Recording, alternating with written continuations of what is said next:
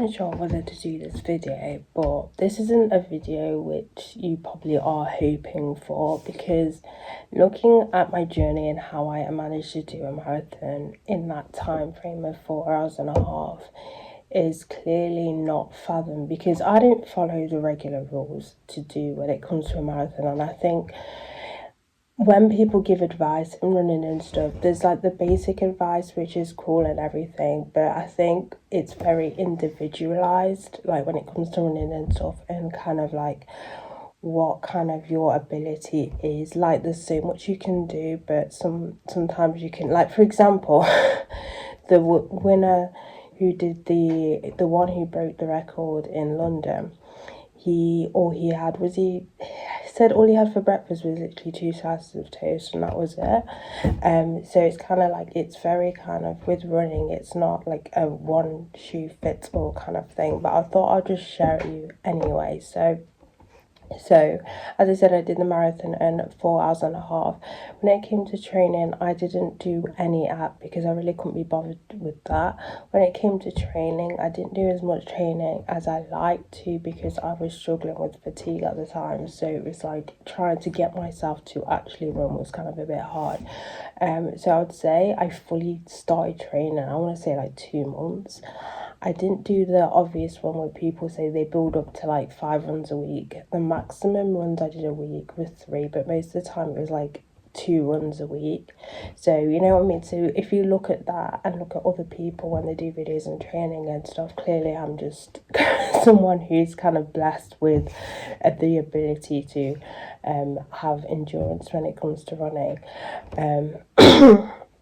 Because someone will look at that and look at my train and think that's just abnormal, which in fairness it kind of is, to be fair, for like the normal average person. That's why I didn't really necessarily want to do a video like this, because my kind of, when it comes to the way I did it, is completely different to kind of like a rule. But my point is with sharing this is to tell you guys that you could follow any other person and tell you to do this and this, but at the main point, it's all about your body. And if you're in tune with your body and how your body feels and train around that, then, you know, whatever. But it's okay to kind of look at other ways of kind of like how other people do it and stuff like that. But anyway, so first off, obviously I do recommend that you have some kind of electrolytes with you.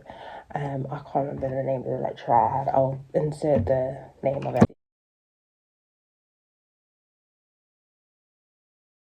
I can't remember the name, but these were tablets which you didn't need to mix with water, which is just a blessing in that. I found that really hurt. For me, I can cramp quite easily, so they were like a lifesaver.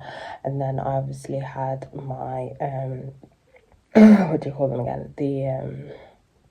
Sorry, it's like morning and my brain's kind of just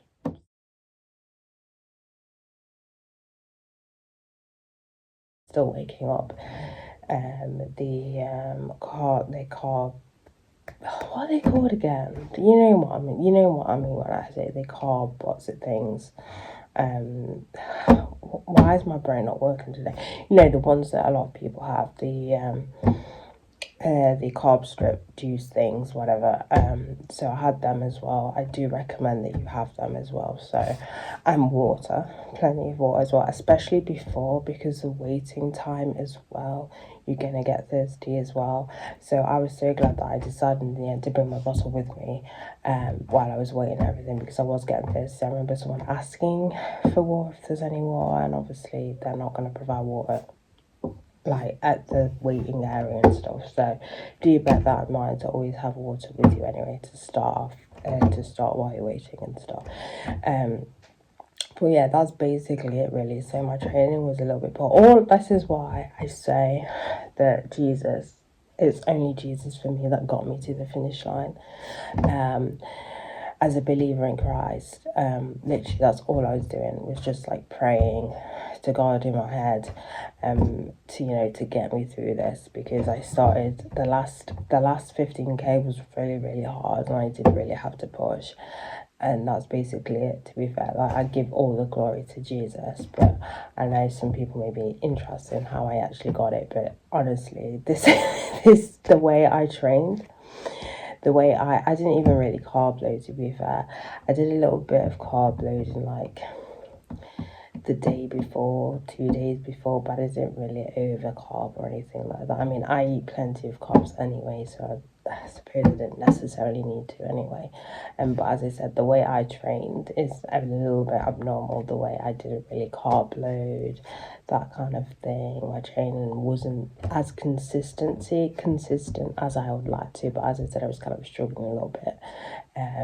So yeah, but that was basically how I got 4 hours and 30 minutes. Literally just Jesus at this point. Literally just Jesus Christ, who literally helped me through the finish line. But yeah, I'm sorry if you're expecting me to have trained like 5 days, 6 days every week, but that just for like 5 months, that just wasn't the case. Unfortunately, that wasn't the case. And like nutrition and stuff wasn't the best either. It could have been. So I mean, yeah, I'm basically a walking miracle. Literally, Jesus, just all of it belongs to Jesus. So the cutthroat is, how did I do it? How did I do this run in 4 hours and 30 minutes? Literally just Jesus. It was Jesus. Literally, it was just Jesus. But yeah, Jesus gave me the gift of running and endurance. And another thing someone asked me, which did I ever stop to walk? I didn't. I ran through it. So how I did it was, I will insert my splits, but I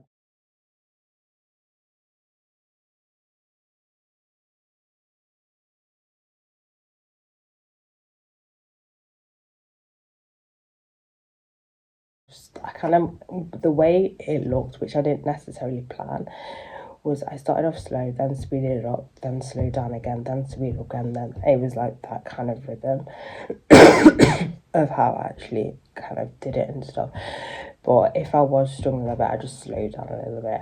I was worried that because the thing is, if you stop and start walking, it's a bit hard. Sometimes it can be hard to get back into the rhythm of running again. So I really didn't want to stop. And that's my advice as well, is to not stop. You're better off just slowing down. It's so much easier to slow down and then speed up again than it is to actually walk and then run again, unless you're really, really struggling. But my advice would be, do not stop. Do not stop. Keep running. If you have to slow down your pace, but don't stop to a walk. But yeah, that's basically it for this video. Literally just all Jesus, all Jesus. How did I get 4 hours and 30 minutes for my first marathon? Jesus. Literally just Jesus.